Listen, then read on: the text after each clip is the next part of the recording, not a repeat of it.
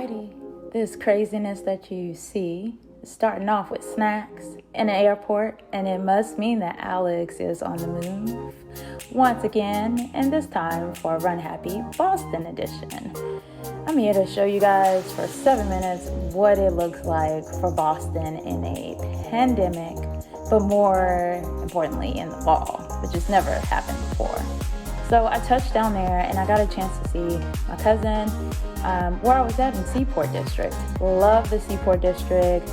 We ended up going out to Ocean Proms that night. I was starving. They went ahead and fed us immediately and we had a good time enjoying the sea, soups and everything. So of course, woke up early morning to start an amazing run with the Black Girls Run and Black Men Run editions for the city of Boston and their Fan Fest area. So before they had a lot of different things going on for people there, but we got a chance to warm up, stretch, and get a chance to meet and talk to each other. So of course we took lots of photos while we were there, got a chance to know each other.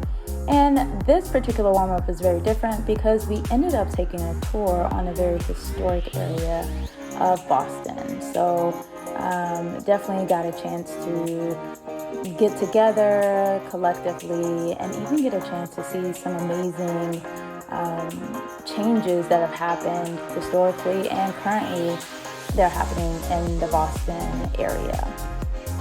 So lots and lots of information. We took lots of pictures, stopped at monuments that I've seen countless times but had no idea what things like the African Heritage Meeting Room and other things. So once we were done, ended up going back and had a blast with more and more pictures, meeting up with people I haven't seen in years in person. And of course, ended up randomly saying, let's go to the expo. And on my way, I always take a chance to take pictures with the fire station wherever I go. So we're at the expo, and I will say this was the weirdest part because I am not used to this expo being this small, y'all. That is pretty much all you see from the exhibitors that were there in the expo. Of course, we did see the Abbott World booth. I had a good time there, just trying to continue on with my journey of 6 stars, as many of you guys already know. I caved, I did do some shopping, and then continued on to do more shopping and take advantage of all the runner stuff that goes on that weekend. So this one in particular was Lulu's runner market event. And you can see, I'm like, no one's really there, which any other time it would be packed, lines, tons of people. But we had a great time there. I got a chance to meet so many different people and hung out with them along the day. They had a recovery session, so lots of, the booths as well as the massage balls and foam rollers, which, side note, I ended up buying this one even though clearly it's painful, but hey.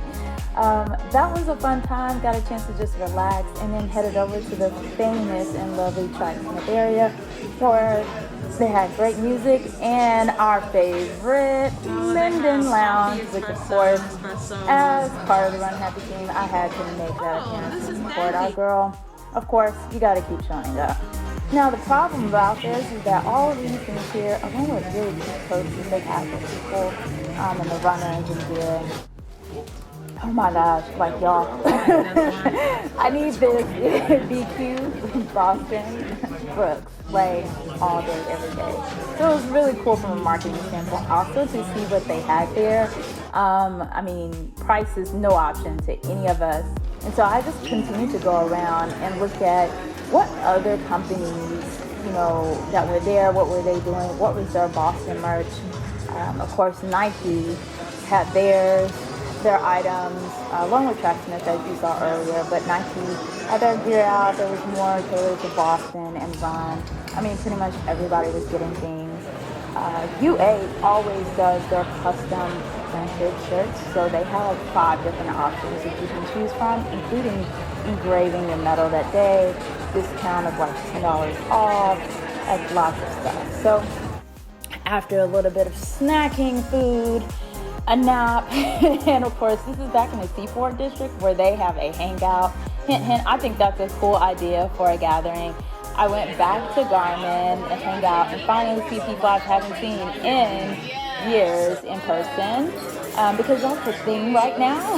We ate at Joe's, which was great to have, and then I walked around and hung out with one of my good friends who just finished up London, and we got a chance to actually take nighttime pictures together, and just really catch up because we hadn't talked so much so about Boston 2018. So of course, you guys see me there repping my Brooks. I had the bananas on, matching outfits on that, and took the train to go see a boxing match that was happening on TV. So, as a person in the DMV, it did take me a minute to figure out the train system, but I had a good time. We were way, way far, but I want to let you know if you're out late, the train kind of like ends at like midnight. So womp, womp, womp. All right, so the big Sunday morning. This is when I decide to enjoy just a great morning run myself, walk, and head over to one of a million shakeout runs that happen on Sunday, including Garmin. So great time all there for the picks. And then after that, I went to go do what I had to do, which was our annual Black Boston Meetup. It's kind of an overwhelming thing from ESPN crew, Meb, Howie, BAA. I tell everybody this is the best event of Boston Marathon weekend because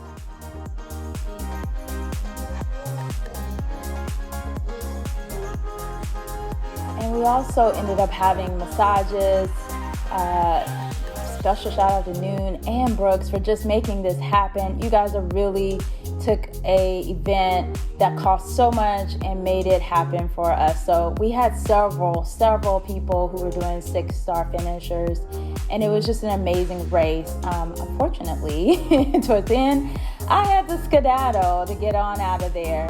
So I was able to catch a few things of the medal engravements, and then also a couple of my followers were at the airport. So that is it.